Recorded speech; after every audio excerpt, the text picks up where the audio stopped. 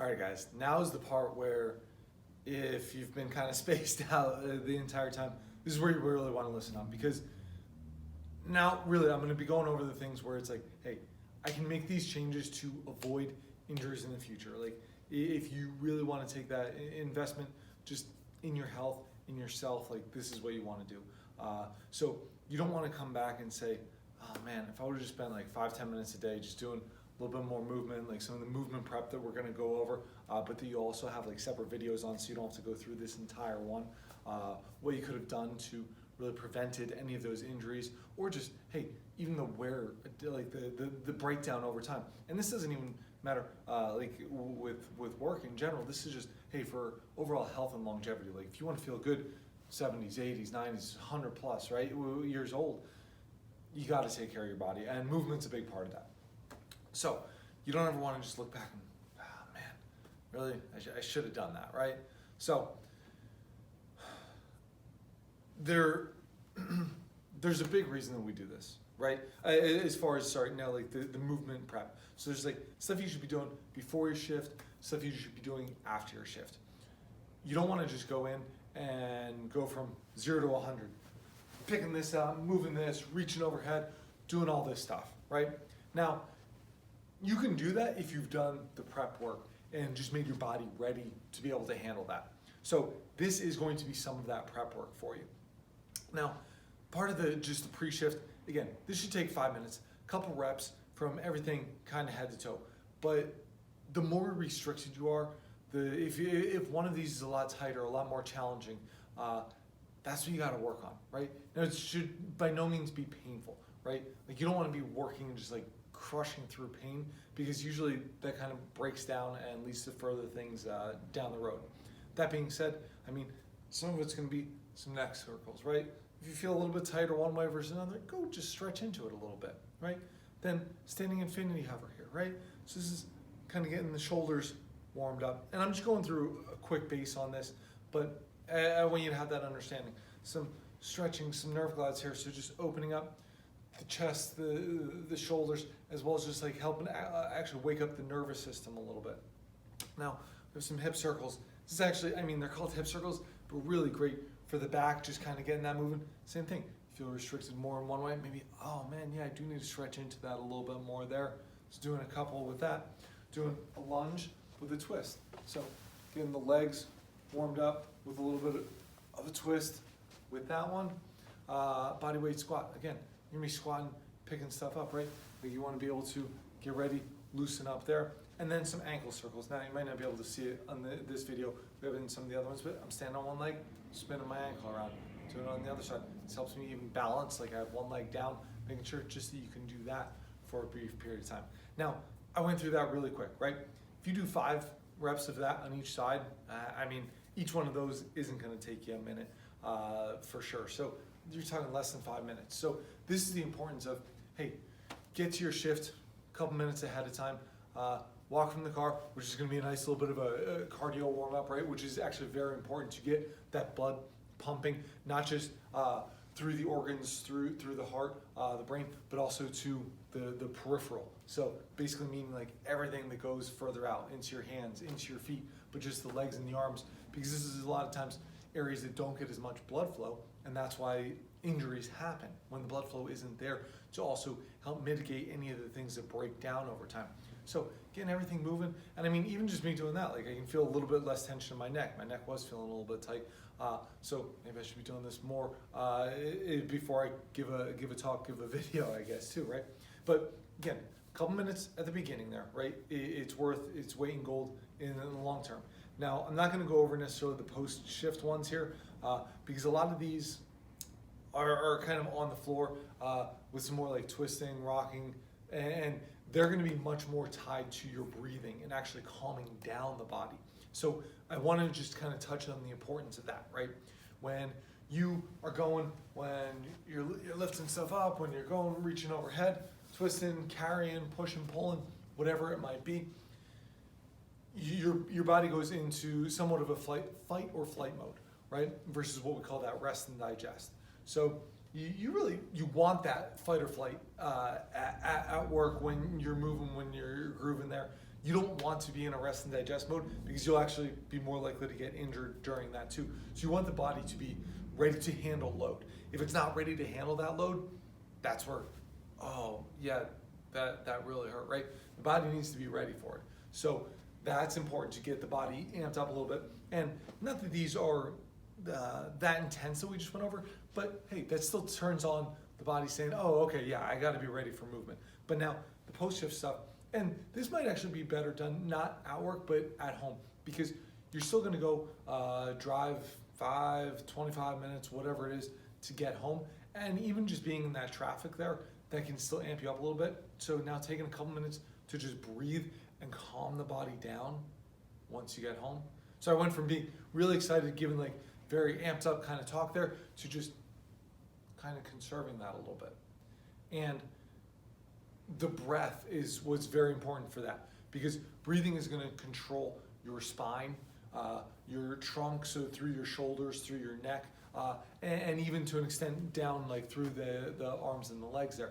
But again, the majority of injuries that we see are going to be like low back related, shoulder, neck related, and if you haven't calmed down and allow that tissue to just kind of decompress, that's where you're going to get into trouble.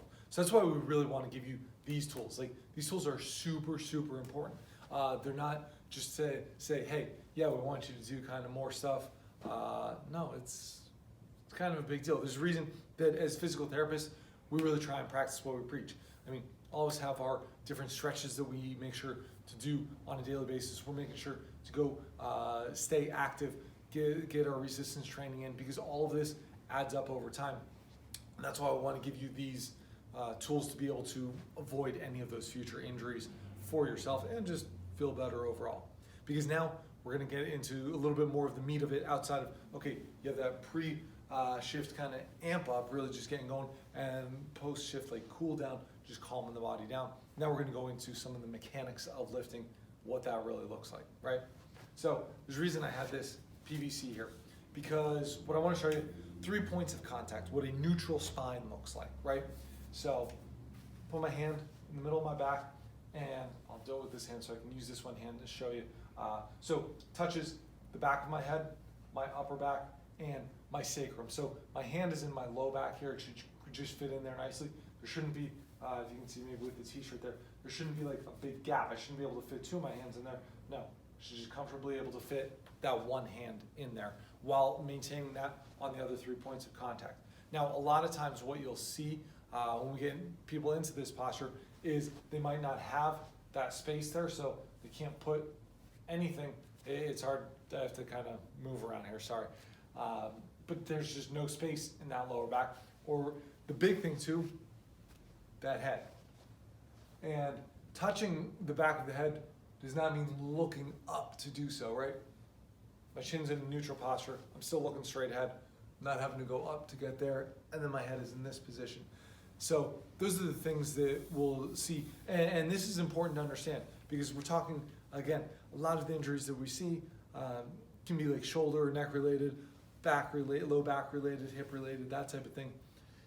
This is really where that neutral spine comes into play. Now, it's not going to happen overnight. That's why we gave you some of the pre-shift and the post-shift movements, exercises, because they're going to help optimize that posture for you too. So that's also very important. If you say, oh, I can't do that, right? Because my head's too far forward. Like, I just don't have that motion. Correct, you don't. Some of that is that tension in the neck. Some of that is that tension through the shoulders, that upper back a lot. And this is what leads to those shoulder injuries, those neck injuries, because you don't have that requisite posture and just being able to stay in that position for an extended period of time. And then same thing for the low back. Like, if you're always extended too much, this puts a lot of compression on the joints, on the discs, on the nerves, versus if you're too flat, well, that actually kind of protrudes the discs out the back. And actually puts you in a lot weaker position to be able to lift anything, to be able to carry anything for the low back. But if the upper body is in this posture too, that compresses down on everything in the neck and the upper back. And same thing, makes the shoulders, makes the arms much weaker. It makes the hands even much weaker and don't get those nerve signals firing there as much as it really should. So that's just the basis point, right? of kind of where we should be with really daily activity. Now, it doesn't mean you're never going to come out of it. No, if I'm going to reach, like relatively though, I'm still in a neutral posture. If I'm going up overhead, I'm still in that neutral posture. When I'm squatting down, I'm still in that neutral posture. When I'm bending forward, all of these things. When I'm carrying, when I'm walking with something, just standing here, like yeah, I'm turning, so my head might not, the back of my head might not be touching it there, but I'm not turning like this. When I'm reaching, I'm not going like this to do so. And that might sound ridiculous, like I'm just making weird movements, but a lot of people are naturally in these postures. So we've got to get out of those. Now, first thing I want to go over is just lifting, right? So lifting is broken down, and I say lifting like picking up an object down below me, right? It's broken down into two main movements. There's a squat and there's a bend, or what's called a hinge. You can go with either of those. There is a very big difference, and it is a bit of a misnomer, and I always go with this. You'll always hear, and this is probably a big thing, is like, make sure you don't lift with your legs, not with your back. It's very partly, it's definitely untrue to an extent. Now, the reason that it's untrue is you can't separate one or the other. There are two different styles of lifting, and you need to be proficient in both of them, or you'll be very, very susceptible to injury. So you want to be able to squat, and I'll show a little bit with this, but then I'll take it off so I can show you a little bit better too. But again, keeping that neutral spine, and I'm squatting down. So a squat is more something when I go down to do it, I'm staying in a very upright posture, okay? So I'm still keeping those 3 points of contact, but I'm doing so, and my arms might be going down, and that's why I want to let that go. So I'm going down to pick something up, and I stay very upright, and again, still keep it close to my body. That's a big thing with any of this. So anything that you are lifting, if I'm going down to pick this up, right? I don't want to just pick it up way out in front of me. No, keep any and everything, again, as close to your body as you can. That's huge. You got to make sure you're not reaching just to get something, not just going out here. If my computer was a bigger box or a bag of something that I had to pick up, no, I'm not going to go out there. I'm going to get up close on top of that, because that just reduces the stress throughout all of the joints of the body, the back, the neck, the shoulders, everything, right? So getting back to the lifting. Now, you do need to be able to like sit, to be able to do more of a squat lift, which is going to be that more upright posture, but also a bend or a hinge. And this isn't wrong. And I'm going to go over why. So if I go down, I'm going to be kind of coming more, bring my upper body down towards the floor. This isn't a squat, but this is not bad. And the reason that I want to emphasize that is I'm doing so, I'm bending my knees. I'm getting really my glutes into it. That's gonna be the big thing. Getting those hips involved as I go down there. I'm still keeping that neutral posture. I'm not rounding my upper back, anything there. No, because here versus here on a lift, it's a small nuance, but it's something that's very important to go over. The big takeaway with this is two things. I say big takeaway, and I'm talking multiple things here, right? You don't want to necessarily crazy switch up the way that you're lifting, right? So if you've always squatted or you've always hinged, well, you don't want to do everything the other way. You want to build that up slowly, like being able to both do a squat, and it's okay, on maybe some lighter things. Now, I'm going to work on that more of a hinge to practice that pattern and get a little bit stronger with it, or vice versa. You don't want to just switch. But the other thing is always, always, always, it's in that neutral spine. I'm not just going to sacrifice my posture just, oh, this one time I can reach under there, just make it. No, don't do it. It's not going to be worth it. If you need to, you squat down, you stoop down a little bit differently. Just make sure that you're keeping that spine in neutral. Now, that is absolutely the biggest thing here. So you're always going to be using your back muscles with that, because if you didn't, you just fall forward, right? So you have to load the back to some extent, but you also are loading the legs 100%. You're using a ton of leg musculature there, but it's important to know the difference is what people mean when they say lifting with their back is just coming up like that. Now, maybe that's okay to tie your shoes, but you still hear a lot of people like, I bent over to pick up a pencil, I bent over to tie my shoe, and I blew my back up. Yeah, there's a reason you're supposed to go down and keep a good posture when you do that. So you don't want to just keep bending forward, rounding forward. That's where you're going to get to that injury over time. Now, the other thing is this doesn't come into play just with lifting down the floor. Hey, when you're carrying, same thing. Got to be there, got to be in that upright posture, getting the shoulder blades back, like keeping it close to you, not letting it way out in front. If you got to, once you're going to set it down on something, you're going to step forward with it, right? Don't just throw it out with the arms there, but also overhead. And that's why I said with this too, I have to have that good posture as I go overhead. I'm still keeping those 3 points of contact, getting the arms up, because I might be taking stuff all day long overhead, but the further I round here, so it's hard to do, and it doesn't take much. So if I go from my good normal posture just to a little bit of a rounding, right?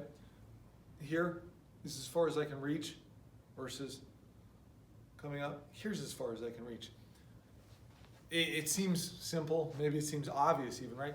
But that actually causes just a tremendous amount of stress into the neck, the shoulders, but also a lot even into the lower back. And it's really, really a big deal. The other thing is too, that we address in some of the warm-ups, somewhat with the pre-shift stuff, but a lot of the post-shift stuff too, is with that breathing. Like I said, that will help open up the shoulder blades. The shoulder blades are huge to this in preventing both neck and shoulder injuries. They need to be able to move and rotate properly. So that's where getting that full motion, not just kind of going to here, really making sure you can reach up, open up those shoulders is just huge for that shoulder health overall. So again, keeping those 3 points of contact, any of that lifting, any of that overhead. Now, really one of the last things that I want to touch on as far as just overall basic injury prevention strategies, right? And I'm going to exaggerate this. I'll do it kind of like this, and I'm kind of shifting here for effect. It's being on one leg all the time, right? This is very big. And again, I could show you how this kind of goes all the way up the spine. Let's just focus on the low back for a moment here. If I'm just here, I have to kick hip out to the side, putting a ton of stress on one leg. And a lot of times people don't recognize this normally. This is something that's very important. You don't always want to use the same, well, really side or leg over and over. When it's a dominant hand thing, it's going to be a little bit different just because of coordination, but as long as you're still implementing both hands there. But when you are lifting, if you're always having to go down to pick something up and you always step forward with the left leg maybe, because you have to get a little bit lower to the floor and come back up, always with the left leg, always with the left leg. That's bringing yourself into dominance on one side. If you're always just turning one way to do something, like try and step the other way, right? It's really important to kind of bring as much balance to the body as possible. With the stretches, with the exercises that we're talking about, the pre and post shift, like I said, if one side feels super tight, really challenging to do, the other side's, hey, piece of cake. Well, only do a couple reps on the one side. Maybe you do the 5 reps just to get a little bit of a warm-up, but you do 10 reps on the other side because it does actually need a little bit more work just to open up, to stretch into it. Recognizing these things is very important. If you do stand in a more stationary position all day, take note. Am I always loading up that one side?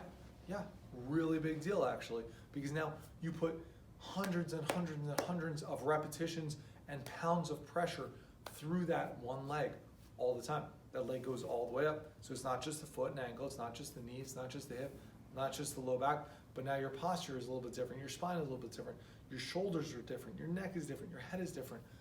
These things, again, seem simple, build up over time. That's what this is about. Like Safety Workshop, you want to be able to take these things, implement them right now. So that's why, hey, want to encourage you, keep an eye out for your emails. We're going to be sending out a few more on these simple tips, tactics that you can start to implement right now. There's going to be more videos, like I said, on just all of the specific movements that you want to kind of be incorporating here. Today we went over, if you don't have a PVC, take a broomstick, take an umbrella, take, I mean, anything that's like, that's straight, about the length of your spine or so, right? That does the trick. practice just finding that. It doesn't have to be this big endeavor, but it's like, hey, can you do that, right?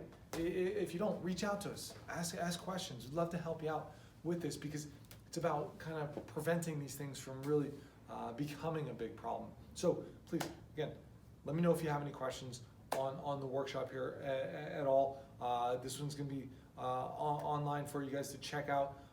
And like I said, along here you'll get the videos, like some of the pre-shift warm-ups, some of the post-shift cool downs, how to do those, the exact kind of ins and outs of that, so you can start implementing it. Remember, take those 5 minutes, 10 minutes if you want to put more into yourself, more of that investment to prevent any further, or I should say, future injuries. It's really going to pay dividends. And then keep an eye out on your email, because we're going to be giving you tips as far as like movement and stuff like that, but just overall lifestyle things to make you as healthy as possible, as resilient as possible, so that you can just feel good both at work, at home, whether you're 20, 120, I mean, anything in between. That's what it's all about. So thank you guys again, and please just let us know if you have any questions. We'd love to help you out. Thanks.